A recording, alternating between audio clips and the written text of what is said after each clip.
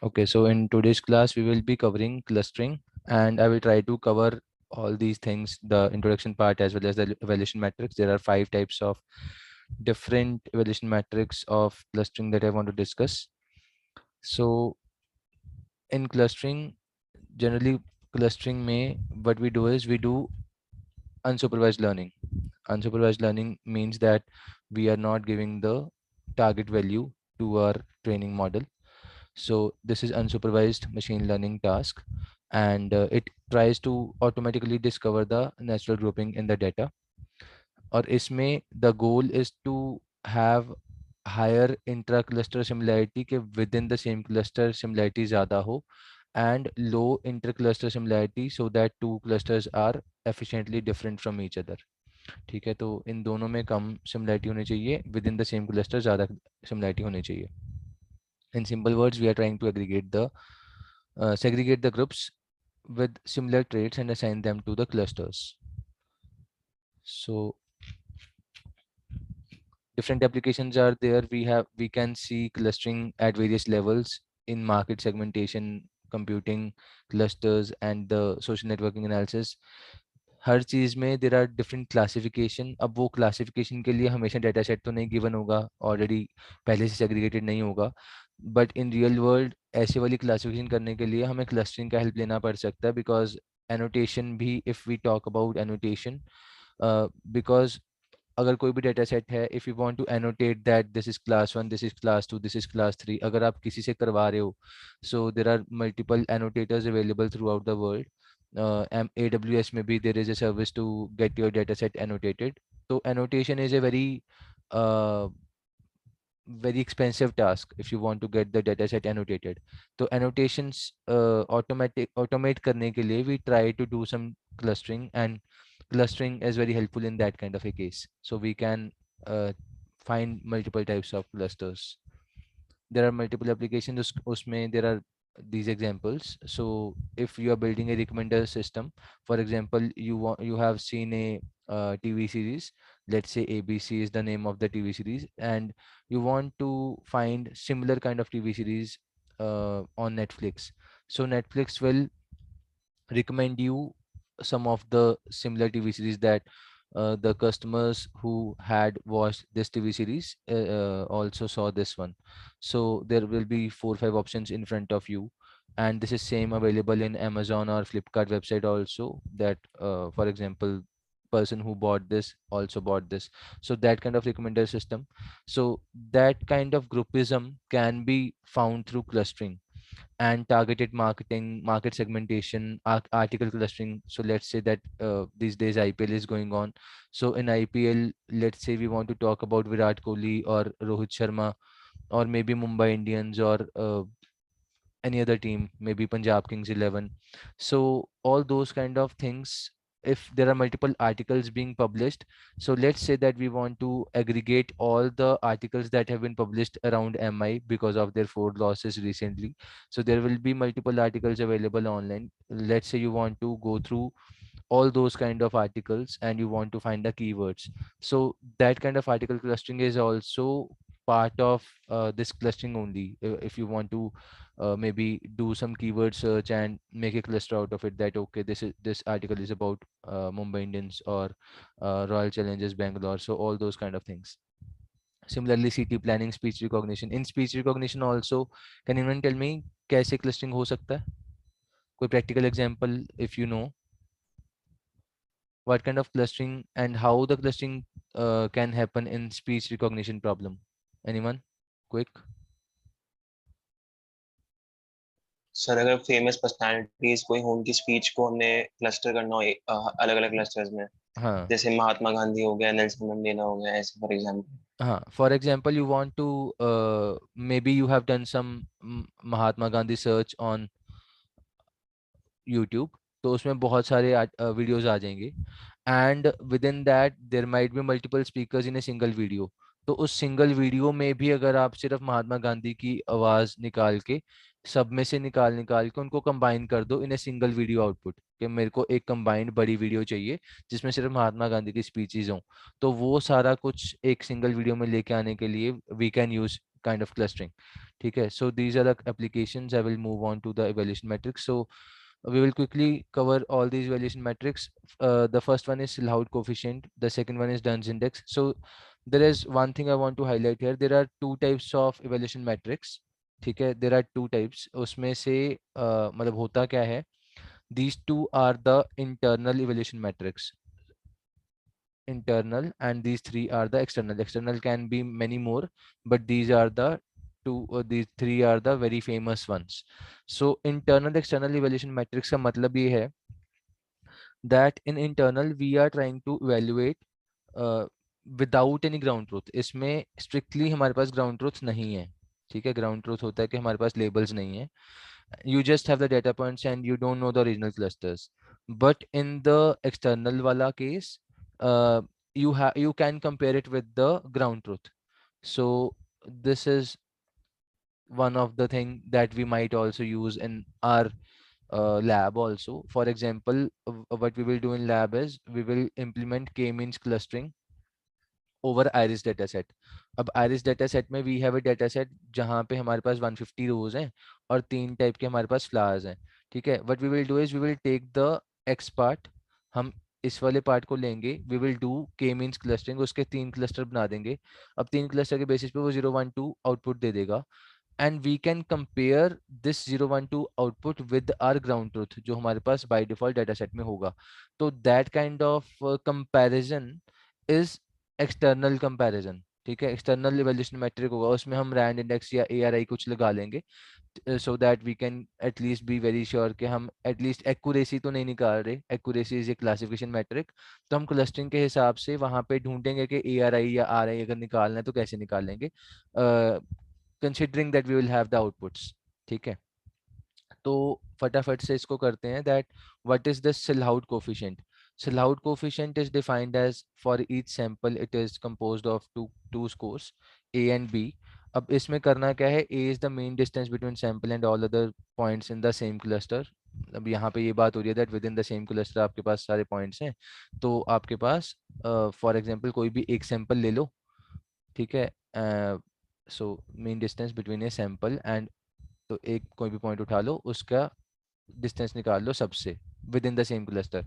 तो उसका अगर हम निकालेंगे, इसमें I will like to update this figure. ये हो सकता है कि हम सपोज मल्टीपल क्लस्टर्स बना लेते हैं. ठीक है, इसमें ये वाला अगर पॉइंट है इधर का, तो हम दूसरे वाले क्लस्टर में सारे पॉइंट्स के साथ करेंगे. विद इन सेम क्लस्टर नहीं होगा, बट एक क्लस्टर से दूसरे के सारे में हो जाएगा. तो इसके सारे पॉइंट उठाने हैं. So this is my B, and जो हमारा ये वाला पार्ट है, अगर हम विद इन सेम क्लस्टर देख रहे हैं जो मैं पीछे बता रहा था, ये हमारा है ए. तो इसमें दो चीजें हैं, ए और बी. ठीक है, तो A is with in the same cluster, B is with the other cluster. तो यहाँ पे हम ऐसे करके जो भी कैलकुलेशन करेंगे हमारा बी और ए आ जाएगा, and we can find the value of S. Because this S is kind of, मतलब जो हम निकाल रहे हैं बी माइनस ए, ये इंडिविजुअली हर एक सैंपल का होगा. तो हम एक एवरेज भी निकाल सकते हैं, and that average formula, I think it is on the next slide. It is not on the next slide, तो मैं यहाँ पे लिख देता हूँ. So the average value will be of this Silhouette coefficient 1 by n summation si. Because हम multiple samples का निकाल रहे थे वैल्यू, जो हमारा ये एस है, this is for S I, कोई भी एक इंडिविजुअल सैंपल उठा के. तो we can find the average, and this SC value will be the Silhouette coefficient and it will be in the range of -1 to 1, जिसमें 1 का मतलब है that it is ideal and very high dense clustering has been done in that case, and -1 का मतलब है we have totally incorrect clustering. And in this case अगर मेरा SC का वैल्यू 0 आया था, can anyone tell me इसका क्या मतलब है? अगर मैंने सारी कैलकुलेशन करी, ये मेरा बी माइनस ए वगैरह सब निकाल दिया, and we have found the average value also, और एवरेज निकालने के बाद अगर मेरी वैल्यू 0 आ रही है, SC का वैल्यू 0 आ रहा है, व्हाट डज इट मीन इसमें? एनीवन? क्लस्टर्स ओवरलैप हो गए हमारे. हाँ, तो इसमें ओवरलैपिंग हो रही है, क्योंकि -1 का मतलब है कि बहुत ही घटिया क्लस्टरिंग हुई है, +1 का मतलब है हाईली डेंस क्लस्टरिंग हुई है, अच्छी हुई है। तो इसमें ओवरलैप हो गया, एस सी अगर 0 आ रहा है तो ओवरलैपिंग हो रही है, तो ठीक नहीं है वो। ठीक है, लिखा भी हुआ था नीचे स्लाइड में। So now talking about Dunn's index, this is one of the second evaluation metric which is internal. Internal का मतलब we don't have the ground truth. तो इस केस में हम क्या कर रहे हैं, यहाँ पे we will quickly go through this slide, but before that I also want to make one small diagram again. तो यहाँ पे हमारे पास सपोज ऐसे करके एक पॉइंट हमने इसका उठा लिया मेन क्लस्टर का, इसका हम डिस्टेंस निकाल रहे हैं, all in fact not only distance, we are finding all the different pairs. यहाँ पे पेयरिंग हो रही है और इधर भी सारी पेयरिंग हो रही है, मल्टीपल पेयरिंग हो गई जितने भी पॉसिबल थे। So we are computing the distance between each pair of the object in the cluster and the objective in the other cluster. तो मतलब इधर और इधर का निकाल रहे हैं। And minimum of all the pair distance is called the minimum separation। जो ये ऊपर है अपना न्यूमरेटर में, it is the pair wise distance minimum जो आ रहा है हमारा इंटर क्लस्टर। ठीक है, और एक इंट्रा क्लस्टर देखेंगे, इंट्रा क्लस्टर में जो मैक्सिमम होगा, तो अगर मतलब जैसे ये वाला पॉइंट है और एक ये वाला पॉइंट, एक काइंड ऑफ डायमीटर है, तो वो मेरा मैक्सिमम डायमीटर होगा इंट्रा क्लस्टर वाला पार्ट। ठीक है, and using this value we can easily find the Dunn's index. तो दिस इज इजी। इसमें it's already written that Duns index can lie between 0 and infinity. तो now let's look into the RAND index। ठीक है, तो RAND index में we have to measure how the similar clustering results or grouping are to the ground truth। तो मतलब इसमें हो क्या रहा है मैं बता देता हूँ। हमारे पास A एंड B है। ठीक है, A is the number of element pair that lie in the same set of C and K, and B is the number of element pairs that lie in the different sets of both C and K। तो इसमें I want to discuss one example, यहाँ पे example होना चाहिए। या so in this example let's say that we have total 5 clusters available A B C D E। तो मतलब clusters नहीं, हमारे पास ऐसे करके कुछ क्लस्टरिंग मेथड ग्रुप्स हैं, मतलब हाँ ठीक है, ये ABCD 5 ग्रुप हैं। तो हमें इनको काइंड ऑफ ग्रुप करना है कि यार ये आपस में कितने सिमिलर हैं। Let's say that in our first algo, मेरे जो फर्स्ट एल्गो ने किया वो सिमिलैरिटी उसने ऐसे कर दी that ABC are similar and similarly D and E are similar. और सेकंड एल्गो ने किया A and B are similar and CDE are similar. ठीक है, सो मेरे पास ऐसे करके ऊपर वाले में ABC इकट्ठा है, DE इकट्ठा है, यहाँ पे नीचे AB इकट्ठा है और CDE इकट्ठा है। तो मतलब थोड़ा सा डिफरेंस समझ में आ रहा है, यहाँ पे लिखा भी हुआ है, ये सब यहाँ पे लिखा हुआ है। ठीक है, तो ये वाला 1 सेकेंड। तो यहाँ पे एक ये वाली चीज डिस्कस हो रखी है that first of all we will try to find all the different pairs जितने भी अवेलेबल हैं। तो ABCDE में डिफरेंट पेयरिंग्स कितने हो सकते हैं। So because there are 5 examples, ठीक है, we have this amount of pairs. तो अगर पेयर बनाना है तो AB AC AD AE। ठीक है, मतलब अगर हम लिख लें इसको ABACADAE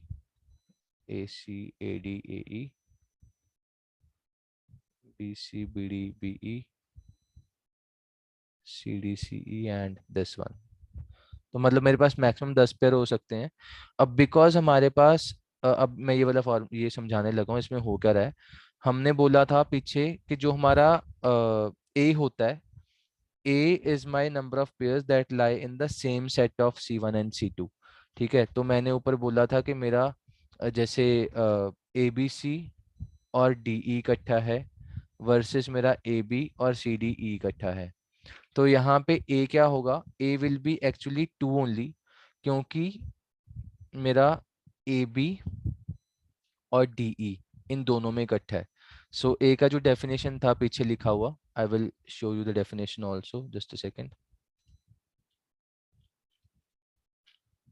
ए का डेफिनेशन था number of the number of element pairs that lie in the same set of C and K। तो AB और DE यहाँ पे पेयर पड़ा है और ABDE नीचे भी पड़ा है, तो हमारे पास दो ही पेयर हैं जो A में आ रहे हैं। सो B का डेफिनेशन भी देख लो, B is the number of element pairs that lie in the different sets. अब यहाँ पे मेरे पास बी का कैसे कैलकुलेशन होगा, मेरे पास जैसे मैंने लिख देता हूँ मैं यहाँ पे A is my 2, B will be kind of 4 होगा वाई, जैसे ए था ए बी और डी ई, ये दो थे। इसमें कौन से चार हैं, इसमें है A E,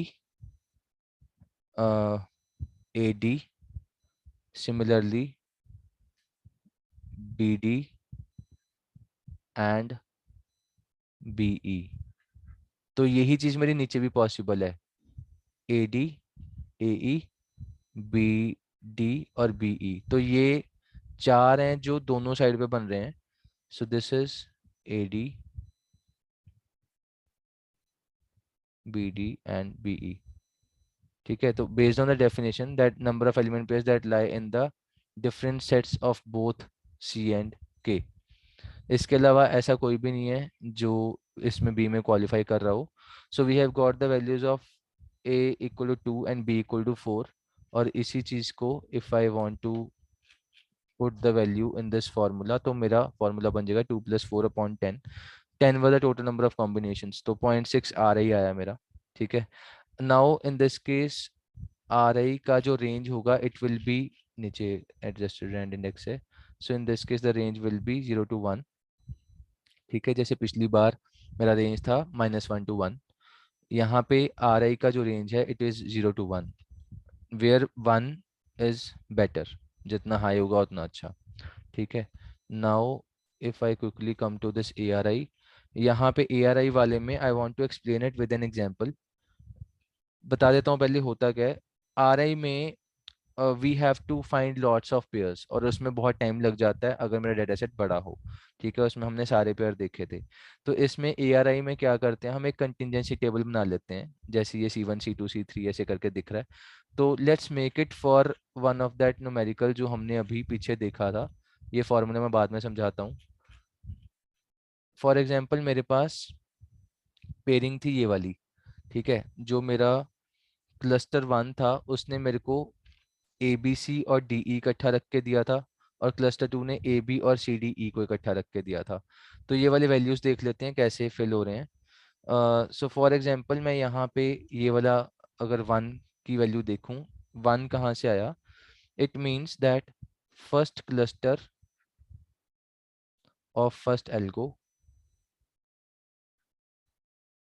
and second cluster of second algo, मतलब यहाँ पे लिखा भी हुआ है फर्स्ट क्लस्टर, क्योंकि ये वाला हो गया ठीक है C1, एंड ये हो गया सेकंड क्लस्टर। तो ऐसे करके ये वाला जो 1 आया, ये 1 आया क्यों है, I will let you know. अब जैसे यहाँ पे ऑब्वियसली इजीली समझ में भी आ रहा है दैट ए बी सी है और इधर सी डी ई है, तो इसमें सिर्फ सी ही है जो कॉमन है। सिमिलरली ए बी सी और बी में A and B is my common value, तो यहाँ पे 2 आ गया। So this is the fastest way to solve. D E और सी डी ई में डी ई कॉमन है, डी ई और ए बी में कोई भी कॉमन नहीं है।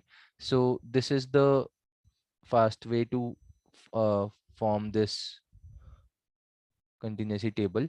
बट इसका मैं ऊपर फॉर्मूला समझाता हूँ हो क्या रहा है। सो हमारा जो एन आई जे है, it is the number of examples common to cluster I and J. A I is the sum of contingency cell. अब यहाँ पे जो फार्मूला है उसके लिए हमें ये ए और बी का वैल्यू निकालना पड़ेगा। जैसे यहाँ पे बोला है sum of contingency cell in column J and in row I. ठीक है, तो जो ये 3 एंड 2 है ये रो वाले सम है। ठीक है, very clearly we can see that 2 + 1 यहाँ पे 3 हो गया, 0 + 2 इज 2। तो जो ये रो वाले वैल्यूज आ गए, सिमिलरली कॉलम के सम आ गए इधर को। तो these values will be use in the formula. So contingency table बनाना है, ये हमें क्लियर है। ये बनाना क्यों है, क्योंकि ओरिजिनली जब हम रैंड इंडेक्स कैलकुलेट कर रहे थे there was lots of pairing that was being done, और उस पेयरिंग के कारण हमारे पास काफ़ी इश्यूज आ रहे थे that it might take lots of time. ठीक है, वो ड्रॉबैक को ठीक करने के लिए we have try to make this contingency table जिसमें we are going to calculate this A R I value. ARI value का फॉर्मूला थोड़ा कॉम्प्लेक्स लग रहा है दिखने में, but there are 3 terms that have been used heavily in this, NIJ, AI and BJ। तो number of examples common to cluster INJ, NIJ हो गया, एंड AI BJ का मैंने समझा दिया कैसे सम करना है हमने कंटिन्यूसी सेल्स का। So once you put all the values into the formula, अब जैसे हमने NIJ C2 निकालना था, just to put into the formula हमने सपोज ये करना है, तो वी कैन, अब इसका मतलब है 2 का, आई होप ये सबको पता है, this is 2C2, this is 1C2, this is 0C2, तो मतलब ऐसे करके ब्रैकेट्स में डाला हुआ है, but in the end if you solve you will get these 3 values. ठीक है, अब उसको ARI फॉर्मूला में डालो तो यू विल गेट 0.166। ऐसा करके मतलब उस न्यूमेरिकल को सॉल्व कर रहे हैं अगर हम पीछे वाले कोई, तो हमें ये वैल्यू मिल रही है 0.1666। If you have a doubt till now, मैं प्योरिटी वाला डिस्कस करता हूँ, बट अगर ARI में या रैंड इंडेक्स में, या फिर इससे पहले we have seen Dunn's index and silhouette coefficient, अगर इन चारों में किसी को कोई डाउट है तो अभी पूछ सकते हो। Anyone, any doubt? No sir. ठीक है, so let's move to purity. अब प्योरिटी की बात कर लेते हैं, this is the final one, one of the evaluation metric that I need to discuss. First of all this is external, जो मैंने आपको इनिशियली बताया था that there are 2 types. So there is internal external. External का मतलब था that we can actually compare it with the ground truth, जो भी हमारा आ रहा है। ठीक है, तो वन प्योरिटी का ये है, so it is actually the percentage of total number of objects, जैसे ये लिखा हुआ है। So this is percentage of total number of objects that are classified correctly, मतलब जो हम जैसे प्योरिटी उसमें भी करते थे डिसीजन ट्री में। ठीक है, तो उसमें डिग्री ऑफ इम्प्योरिटीज एंट्रोपी, तो वैसे ही यहाँ पे जो प्योरिटी है, purity is the total number of मतलब correct classifications. So this is the formula where my, अगर मैं यहाँ पे, वैसे तो ये सब लिखा ही हुआ है, अलग से मैं नहीं लिखूंगा, तो N is number of objects, K is the number of clusters, Ci is the cluster in clustering algorithm C, and Tj is the cluster in the ground truth। तो फॉर एग्जांपल अब यहाँ पे आई थिंक यहाँ पे numerical है या नहीं, मैं एक बार देख लेता हूँ। हाँ ठीक है। तो लेट्स डिस्कस दिस न्यूमेरिकल। तो हो क्या रहा है, प्योरिटी निकालनी है, and we have this diagram in front of us, ये हमारा कंटिन्यूसी टेबल बना हुआ है। तो अगर मैं इसके बेसिस पे प्योरिटी निकालूं, max of each row in contingency table 2 + 2। ठीक है, अब ये कहाँ से आया, बिकॉज जो मेरा ये वाला था, ये तो सम थे, तो हमें सम नहीं चाहिए अभी। ठीक है, सम नहीं चाहिए, हमें मैक्स वैल्यू चाहिए, मैक्स ऑफ ईच रो में, इसमें 1 और 2 का मैक्स है 2, 0 2 का मैक्स है 2। ठीक है, तो 2 + 2 ऊपर आ गया, divide by total number of samples, ABCDE 5 थे, सो this is 2 + 2/5, 0.8 is my purity value, and this purity value also lies between 0 and 1, where 1 is the higher and it is better for this clustering model। Any doubt in this purity? Simple था, ARI के comparison में तो बहुत simple है ये purity वाला। I hope ये continuation table सबको बनाना आता हो, बिकॉज मैंने ये बोला था, फॉर एग्जांपल मेरे पास एल्गो 1 है, एल्गो 1 ने मेरे को ABC और DE 2 क्लस्टर बना के दिए, और एल्गो 2 ने मेरे को AB और CDE बना के दिया। तो ये कंटिन्यूएशन टेबल बनाने का सिंपल सा इंटरसेक्शन लगाना है, ABC और AB का intersection is 2, ABC and CDE का इज 1 बिकॉज C कॉमन है, तो ऐसी बाकी बना हुआ है। तो आई होप ये कंटिन्यूसी टेबल वाला भी समझ आ गया हमें, and we are now clear about how to calculate the rand index, ARI and the purity. तीनों हमने डिस्कस कर लिए, किसी को डाउट है तो पूछ सकते हो। Should I move on?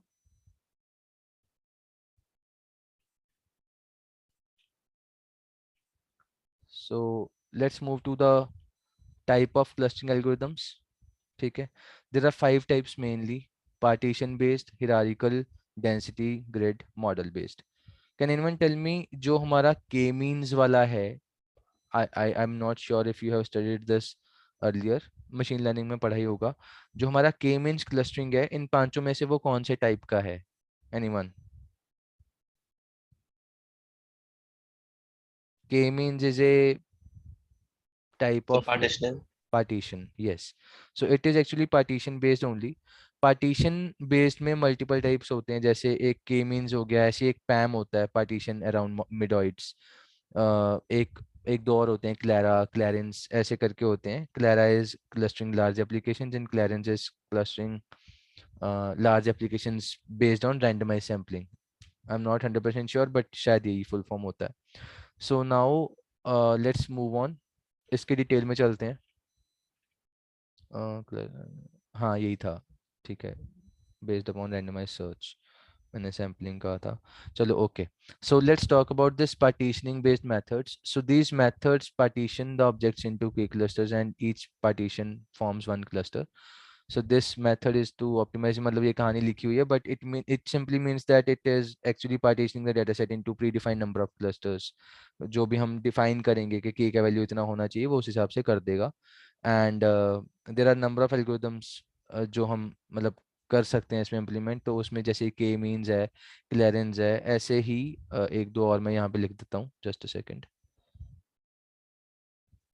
सो एक क्लेरा होता है, Clara is clustering large large applications, and there is one more, PAM. PAM is partition around middoids, ठीक है। So there are 4 types of partitioning based methods. So let's look into hierarchical. अभी ये basics बता रहा हूँ, detail में बाद में देखेंगे, एक एक की डिटेल में जाएंगे। I will try to cover all of these tomorrow, मैं इसको सबको खत्म कर दूंगा। Tomorrow's class will be longer than today's class, मतलब मैं 8:30 बजे या 8 बजे शुरू कर दूंगा and we will try to wrap up full clustering tomorrow itself, खत्म ही कर देंगे। सो हिरारिकल बेस्ड क्लस्टरिंग क्या होता है? So these methods perform hierarchical breakdown of given data set which can be classified as agglomerative and divisive. अब यहाँ पे देखता हूँ डायग्राम है या नहीं, डायग्राम नहीं है, मैं बना के बताता हूँ। सो इन हिरारिकल बेस्ड मेथड्स हो क्या रहा है, दो तरह के हैं, एग्लोमेरेटिव एंड डिवाइसिव। डिवाइसिव का तो मतलब समझ में आता है कि हमारे पास एक बड़ा क्लस्टर था, उसको आपने डिवाइड एंड कॉन्कर टाइप्स छोटा छोटा बना दिया और छोटा कर दिया, तो हर बार आप तोड़ रहे हो अपने क्लस्टर को, ठीक है। This is divisive clustering and this approach is called top down approach. तो अगर आपको टॉप डाउन क्लस्टरिंग आ जाए या डिवाइसिव क्लस्टरिंग आ जाए तो मतलब सेम है, ठीक है। सिमिलरली अगर आपको एग्लोमेरेटिव आ जाए या फिर बॉटम अप आ जाए, बॉटम अप का मतलब है कि initially you have some points, ठीक है, कुछ ऐसे करके पॉइंट्स हैं, ये आपको मर्ज सॉर्ट याद आएगा इसको देख के, and we are let's say combining this one, we are combining these two, फिर शायद इन दोनों को जोड़ दो, मतलब it depends that how you are combining, and then you are going ahead with the again combination, ठीक है। इनको जोड़ दिया, इनको जोड़ दिया, फिर कंबाइन करके ऊपर एक फाइनल ले आओ, ठीक है। तो ऐसे करके आप बेसिक स्टार्टिंग पॉइंट से लेके ग्रुप कर रहे हो स्मॉल क्लस्टर्स को, let's say these all these were small clusters, तो आप उनको कंबाइन कर रहे हो, कंबाइन कर करके बॉटम टू टॉप जा रहे हो, बॉटम अप अप्रोच यूज कर रहे हो। सो this is called agglomerative clustering. तो यहाँ पे सब लिखा भी हुआ है। Agglomerative methods, initially each object is regarded as a cluster on its own and then successfully merged. On contrast, divisive वाले में क्या हो रहा है, set of objects are considered as single large cluster and it is split up into smaller clusters, ठीक है। Bottom up और top down का मैंने बता ही दिया। सो डेंसिटी बेस्ड क्लस्टर्स में क्या हो रहा है, density based method discover the clusters based on density. अब यहाँ पे ऑब्वियसली वो डेंसिटी के बेसिस पे काम कर रहा है, और मेनली यहाँ पे यही है that I mean you it is helping us to grow a cluster until the density exceeds some threshold value, जैसे ये लिखा भी हुआ है। हमारे पास एक प्रीडिफाइंड थ्रेशोल्ड वैल्यू होगा, it can be any number depending on what your hyper parameter is density में। सो डेंसिटी का एक नंबर दे दो, लेट्स से 0.7 या कुछ होगा, तो उसके बेसिस पे वो रीजन्स बना देगा कि डेंसिटी उस हिसाब से हो, मतलब अगर थोड़े क्लोज हैं उसका एक थ्रेशोल्ड वैल्यू कैलकुलेट करा जाएगा, उसका डेंसिटी का कुछ नंबर आएगा, अगर वैसा कुछ है तो उनकी डेंसिटी बन जाएगी। लेट्स से हमारे पास बहुत सारे पॉइंट्स थे, तो अगर हमारे 2 सेंटीमीटर के रेडियस में 15 पॉइंट आ रहे हैं तो हम उसको एक क्लस्टर बना देंगे, मे बी ऐसा कुछ, मतलब अगर लेमन टर्म में बात करें, ठीक है। तो these methods have good accuracy and ability to merge two clusters. Multiple types के होते हैं, डीबी स्कैन, ऑप्टिक्स। तो ये दोनों मेन एग्जांपल्स हैं इसमें। We will not go into detail of these two, but पता होना चाहिए कि डेंसिटी बेस्ड मेथड्स भी होते हैं और कैसे काम करते हैं, ठीक है। एक थ्रेशोल्ड वैल्यू होती है, मेन यही है इसमें। ग्रिड बेस्ड क्लस्टर्स होते हैं। ग्रिड बेस्ड क्लस्टर्स में क्या हो रहा है, we divide our feature space into grid structure. मतलब यहाँ पे डायग्राम तो नहीं बना हुआ, बट लेट्स से एक ऐसा कुछ ग्रिड है, ठीक है। तो we are performing the operations on this grids rather than the individual objects. तो मतलब जो ग्रिड बन गया, इसके अंदर हमने कुछ ऑपरेशन करना है, रेदर देन एक एक ऑब्जेक्ट को पकड़ के जिनको जोड़ के हमने ये बनाया grid. So clustering operations are then performed on this quantized space. Processing time of these methods is independent of the number of objects, rather it is determined by the number of cells. जितने cells होंगे, obviously मैं बोल ही रहा हूँ कि अगर मुझे cells के ऊपर काम करना है तो cells के ऊपर dependent हो रहे हैं हम. So these are the different variations of grid based: click, optigrid, wave, cluster string. So these are few examples. And there is one more type, I guess एक model based भी है, हाँ. सो मॉडल बेस्ड वाले में क्या होता है, these methods perform clustering by first hypothesizing a mathematical model and then finding the best fit. तो मेनली इसमें यही हो रहा है कि आप एक मैथमेटिकल मॉडल अपना कर लो, उसके बेसिस पे, मतलब हाइपोथेसिस के बेसिस पे काम होगा इसमें, आप बेस्ट फिट निकालोगे. एंड दिस ईएम का मतलब है एक्सपेक्टेड मिनिमाइजेशन, ठीक है. एक्सपेक्टेड मिनिमाइजेशन एल्गोरिदम यूज हो रहा है जिसमें एक्सपेक्टेशन मैक्सिमाइजेशन हो रही है. मैंने मिनिमाइजेशन बोला, वो मैक्सिमाइजेशन है. It is expected maximization algorithm. तो Cobweb performs probability based stuff. तो इसमें प्रोबेबिलिटी एनालिसिस हो रहा है जो भी न्यूरल नेटवर्क के साथ वो मिलके करेगा. मतलब इसको डिटेल में अभी हमने नहीं देखना. Even I don't know the detail of this algorithm कि ये काम कैसे कर रहा है बैकएंड पे, but it is probability based, इतना पता है, ठीक है. सेल्फ ऑर्गेनाइज मैप्स में क्या हो रहा है, इसमें हमारे पास, hello, anyone trying to speak? So self organized maps में भी यही हो रहा है कि आप बैकएंड पे नेटवर्किंग वाला उसमें काम हो रहा है. Self organized maps are backend पे यूज्ड इन नेटवर्किंग. तो नेटवर्किंग बेस्ड क्लस्टरिंग एल्गोरिदम है ये. So and this one performs clustering by mapping high dimensionality into 2D और 3D फीचर मैप. तो this was it, I guess. ये slide खत्म हो गया. ये यहाँ पे नेम्स लिखे हुए हैं बस, ठीक है. And now I want to move to the next slide if the time allows. हाँ, हमारे पास अभी 10 मिनट है. We will try to start the detail of partition based clustering. Partition को थोड़ा सा शुरू कर लेते हैं. के मीन्स क्लस्टरिंग आज जितना होता है कवर कर लेते हैं. Just a second. So partition based clustering algorithms, जिसमें K means is the most popular one, ठीक है. तो देखते हैं क्या होता है. It discovers the grouping in the data by optimizing a specific objective value. ये सारा बेसिक्स हमें पता है. Let's look into the K means, K median, K medoid. देखते हैं इसको क्या होता है. सो रियलिस्टिकली अगर हमने काम करना है, हमें पता होगा लेट्स से कि मुझे के नंबर ऑफ क्लस्टर्स बनाने हैं. अब के can be found by, you can use let's say एक रैंडम नंबर ले लो, ठीक है. रेंज दे दो कि मुझे 2 से लेके 20 तक में ही रहना है, तो एक रैंडम नंबर लेके भी कर सकते हो आप. एल्बो मेथड से भी कर सकते हो, जिससे आपको बेस्ट रिजल्ट मिल जाए वो यूज करो. So let's talk about K means first. K means cluster में क्या हो रहा है. So there was this person, मैंने पिछली बार भी बताया था. There was this person, Lloyd नाम का एक बंदा था. इसने 1952 में एक लोकल मैगजीन में अपना ये के मीन्स एल्गोरिथम लिख दिया था. उसने के मीन्स एग्जैक्ट नाम नहीं दिया था, बट वर्किंग सेम थी. तो जब 1967 में मैक्वीन ने ये दिया तो आपस में इनका झगड़ा हो गया. This Lloyd said that I have already propose this algorithm, आप अब नाम चेंज करके कर रहे हो तो it doesn't change the meaning. तो इन द एंड फिर लॉयड ने भी काफ़ी साल इनकी आपस में काइंड ऑफ था कि मतलब मैंने बनाया, but in the end Lloyd ने भी ऑफिशियली इंटरनेशनल लेवल पे 1988 में पब्लिश कर दिया था same cheese after 36 years. But McQueen जिसका हम मैक्सिमम टाइम कहते हैं कि मैक्विन ने बनाया है in 1967 this algorithm came. So K means clustering algorithm, each cluster is represented as the center of the cluster. Given K the number of clusters, the अब इसमें हो क्या रहा है मैं ये बताता हूँ. Mainly there are few steps that we need to follow. तो मतलब हमें मेनली तो इसी को डिकोड करना है कि इसमें हो क्या रहा है. हम इसमें 3 काम कर रहे हैं. ठीक है, सबसे पहले तो हम के पॉइंट्स एज इनिशियल क्लस्टर ले रहे हैं. कोई भी रैंडम पॉइंट ले लोगे, वो भी मैं एग्जांपल में दिखाऊंगा. उसके बाद मेन है ये दो चीज़ें that will help me to reach the final part. तो कन्वर्जेंस पे पहुंचना है. कन्वर्जेंस का मतलब है एक फिक्स नंबर ऑफ वैल्यू पे पहुंचना है. जब तक वो वैल्यू नहीं आएगा, या तो मेरा वो एक्यूरेसी उतनी आता रहे बार बार, लेट से 88% या 89% पे वो अटक गया है, और वो अगले 4-5 इटरेशन तक 88 पे बैठा है, तो इसको हम बोलते हैं कन्वर्जेंस.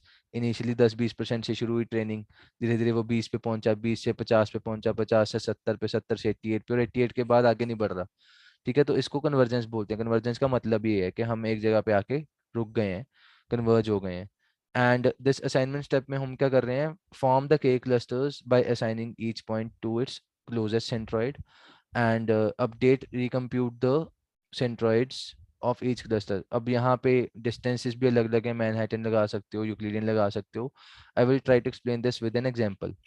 के मीन्स क्लस्टरिंग में मेनली ये हो रहा है कि आपके पास for example you had these points, and within this points आपने रैंडमली 2 पॉइंट लगा दिए कि एक रेड रेड जोन है, एक ब्लू जोन है. एंड उससे हमने अब डिस्टेंसेस निकालने शुरू करे. लेट्स से यूक्लिडियन डिस्टेंस लगाया, एंड वी फाउंड कि जो जो रेड के पास है उसको हमने सबको रेड कर दिया, उन सबको. एंड जो जो ब्लू के पास है उन सबको हमने ब्लू कर दिया. ठीक है, रैंडमली यहाँ पे डायग्राम में बनाया हुआ है. अब ये था फर्स्ट पार्ट. अब दोबारा से हमने किया कि चलो अब एक बार कर दिया तो अब इनका सेंटर निकालते हैं. तो रेड वालों का दोबारा सेंटर निकाला, तो सेंटर अपडेट होके यहाँ पे पहुंच गया. और ब्लू वाले का सेंटर निकाला तो center has been updated to this point. अब दोबारा से सेम चीज करी. तो बार बार करके 5-10 बार करोगे, या यहाँ पे जैसे डायग्राम में यहाँ पे हमें दिख रहा है in this figure that K means iteration equal to 6, यहाँ पे 6 लिखा है. तो 6 आइट्रेशन के बाद ऐसा कुछ फिगर बन जाएगा where red and blue areas are different. तो 2 क्लस्टर हमारे अलग अलग बन गए हैं. इसी को हम कन्वर्जेंस कहते हैं कि ये चीज होने के बाद अब आगे दोबारा अपडेट नहीं हो रहा. हमें दोबारा डिस्टेंस निकालने पे सेम रिजल्ट आ रहा है, उससे हमारा सेंट्रोइड भी चेंज नहीं हो रहा, मीन पॉइंट हमारा चेंज नहीं हो रहा. तो दैट इज हाउ माई के मीन्स क्लस्टरिंग वर्क्स. ठीक है, तो यहाँ पे ये था मेनली. और वही चीज यहाँ पे फ्लो चार्ट में ऐसे बनाया हुआ है that we are starting with some number of clusters के, सेंट्रोइड निकाल रहे हो, डिस्टेंस निकाल रहे हो, मिनिमम बेस डिस्टेंस. अगर वो उसके पास है तो ठीक है, वरना फिर दोबारा करो. ठीक है, तो मतलब अगर कन्वर्ज करेगा तो ठीक है, वरना नहीं. तो this is the algorithm. After this algorithm I think time will be up. चलो देखते हैं इसमें हो क्या रहा है. In this algorithm what we are trying to do is, for example मेरे पास अभी हमने पीछे डायग्राम देखा, उसको याद रखना. देखते हैं क्या क्या हो रहा है. So we have this data x जिसमें बहुत सारे पॉइंट्स हैं, और हमारे पास ऑर्डर k है, मतलब जो हमने k क्लस्टर्स बनाने हैं. मैक्सिमम नंबर ऑफ आइट्रेशंस जो अलाउड हैं वो मैक्स हैं. अब इसमें मैक्स आइट्रेशन इसलिए कह रहा हूँ मैं, पीछे डायग्राम में था कि 6 आइट्रेशन के बाद वो कन्वर्ज हो गया, उसके बाद चेंज नहीं हो रहा. बट ऐसा भी हो सकता है कि वो 20 के बाद भी कन्वर्ज नहीं हो रहा. ठीक है, तो या तो 20 हो जाए या फिर कन्वर्ज हो जाए. तो उसके लिए हमें ये मैक्सिमम इटरेशन चाहिए. Now A partition P has multiple clusters. ठीक है, C1 to CK. For example हमने दो ही बनाए थे, रेड और ब्लू वाले, तो हमारे पास C1 C2 था. एंड इनिशियल T0 है, P भी 0 है, मतलब P this is null. Randomly initialise the mu I. तो ये मीन है सारे. ठीक है, सबके 1 2 के सबके मीन हमने इनिशियली मीन निकाल लिए सबके रैंडमली. एंड देन लूप करो t plus equal to 1, because t will actually go till max value. यहाँ पे लिखा भी हुआ है, ये रहा t. t हमारा क्या है, t हमारा mainly is the number which is helping us to have the iterations. तो मैक्सिमम इटरेशन तक जाना है, तो t विल बी ये वाला कंडीशन, मैक्स तक जाना है भाई. ठीक है, तो या फिर वो पीछे वाले के साथ कन्वर्ज हो जाए. तो हम t+1+1 करते जाएंगे जब तक मैक्स नहीं होता. असाइनमेंट स्टेप में क्या हो रहा है, असाइन ईच सैंपल उसके नियरेस्ट रिप्रेजेंटेटिव के हिसाब से. तो क्लस्टर उसको वो दे दो जिसके वो पास है, डिस्टेंस के हिसाब से. डिस्टेंस कैलकुलेशन हो रखा है 6 पॉइंट में. 7 point is updating, update the representatives. So आप मेन अपडेट कर रहे हो. जब एक बार आपने ये कर दिया, you have found all the clusters उसको असाइन कर दिए हर पॉइंट को कि भाई तू इसके पास है, तू रेड वाले के पास है, तू ब्लू वाले के पास है. when that has happened you will update your mu. यहाँ पे mu भी हमारे 1 and 2 ही होंगे क्योंकि क्लस्टर ही दो है जैसे ब्लू एंड रेड था. Then update the partition with the modified clusters. तो पार्टीशंस भी अपडेट हो जाएंगे. और ये कब तक करना है, जब तक या तो मेरे दो पार्टीशन मतलब P T and T-1 for example 6वां और 7वां या 5वां और 6वां सेम नहीं आ जाता तब तक चलो, या फिर नंबर ऑफ आइट्रेशन मैक्सिमम हो जाए फॉर एग्जांपल 20 तक पहुंच जाए फिर भी नहीं काम हो रहा तब तक चलो. जब हो जाएगा तो रिटर्न कर दो भाई ये मेरे फाइनल पार्टीशन हैं. So this is how my के मींस एल्गोरिथम वर्क्स. ये थोड़ा सा ध्यान से कर लेना, it is very important algorithm. Now let's talk about this example. Numerical देख लेते हैं हो क्या रहा है. सिंपल है. Recently also you saw that there were lots of numericals in your MST. So ये बहुत इंपॉर्टेंट होता है numerical. So try to solve this अपने एंड पे. ठीक है. एंड मैं भी बता ही देता हूँ इसमें हो क्या रहा है. So let's say we have 4 types of medicines with 2 features, weight index and the pH value. And हमें यहाँ पे अब के मीन्स लगा के देखना है कि कौन सी दवाई किसके साथ क्लस्टर बना रही है, कौन मतलब A B C and D में से कौन सी मेडिसिन सेम टाइप की है. तो यहाँ पे 1 2 3 या 4 क्लस्टर्स भी बन सकते हैं. ठीक है. यहाँ पे लेकिन बोला हुआ है कि इंटू 2 ग्रुप्स ही करना है. तो हम यहाँ पे के का वैल्यू 2 लेके चलेंगे. ठीक है. तो करना क्या है देख लो. के इक्वल टू 2 है जो हमें इनिशियली क्वेश्चन में दिया हुआ था. Randomly initialise 2 centres. 2 सेंटर हमने रैंडमली ले लिए. अब 1 1 2 1 लिया है. अब देखोगे तो यहाँ से ही लिया है. ठीक है. रैंडमली ऐसे कुछ भी नहीं उठा लेना. डाटा सेट में से ही उठाया है. ए वाले पॉइंट को 1 1 को हमने पहले वाले क्लस्टर का मीन बोल दिया. 2 1 को हमने सेकंड वाले का मीन बोल दिया. सो let's say that after these two initial clusters हमने उन सब का डिस्टेंस निकाला. अब 1 1 से पहले वाले का तो 0 डिस्टेंस है. फिर 1 1 से 2 1 का 1 डिस्टेंस है. 1 1 से थर्ड वाले पॉइंट का 3.61 डिस्टेंस है. So all those distances have been written according to the centre point. Second वाले का सेंटर पॉइंट 2 1 था तो उसके भी सारे डिस्टेंस लगा दिए. नाउ वी विल सी के कौन सा किसके पास है. अब 0 1 में से तो 0 छोटा है तो वो क्लस्टर 1 हो गया. 1 और 0 में से 0 छोटा है. सिमिलरली ये नीचे वाले वैल्यू छोटे हैं ऊपर वालों से तो इसका मतलब क्लस्टर 2 आ जाएगा नीचे वालों का. तो 1 1 1 कर दिया हमने ग्रुप 2 को. और ग्रुप 1 वाले में सिर्फ 1 आया पहले वाले वैल्यू का जिसमें 0 वैल्यू था. सो आई होप ये एक बेसिक सा फर्स्ट स्टेप समझ में आ गया that this is how we are forming the clusters. Group 1 और ग्रुप 2 में कैसे वो आपस में लगे हुए हैं. Now recompute the centroids. तो बेस्ड ऑन दीज वैल्यूज हम उसके सेंट्रोइड निकाल लेते हैं. एक उसमें तो एक ही है तो 1 1 ही रहेगा. दूसरे वाले में 2 1 4 3 एंड 5 4 तीन पॉइंट थे. उन तीनों का हमने एक्स और वाई के हिसाब से सेंट्रोइड निकाल लिया. And the value updated mean आ गया 11/3 8/3. तो 1/1 and 11/3 8/3 will be the updated C1 C2 का वैल्यू जो ऊपर था इनिशियली 2 1 था वो ये बन गया. नाउ अगर मैं कंटिन्यू रखूं सेम प्रोसेस को. सेम प्रोसेस किया and again we found that depending on the कम वाला distance first two are in the same cluster and third fourth are the part of second cluster group 1 group 2. तो फिर दोबारा से हमने mean point निकाला तो अपडेटेड वाले डिस्टेंस आ गए 3 2 1 और ये आ गया अब मतलब सेकंड मीन आ गया 9/2 एंड 7/2. फिर से कंटिन्यू रखो आइट्रेशन 3 किया. 3 करने के बाद सब कुछ होने के बाद सेम रह गया वो मतलब 3/2 1 एंड 9/2 7/2 ये पीछे भी आया था. तो बिकॉज नाउ ये दो मैच हो गए हैं अपडेट होने के बाद.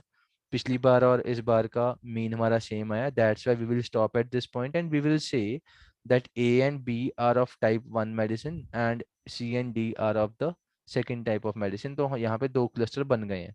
ठीक है. This is how my solution is. तो एक इसका ऑब्जेक्टिव फंक्शन भी होगा.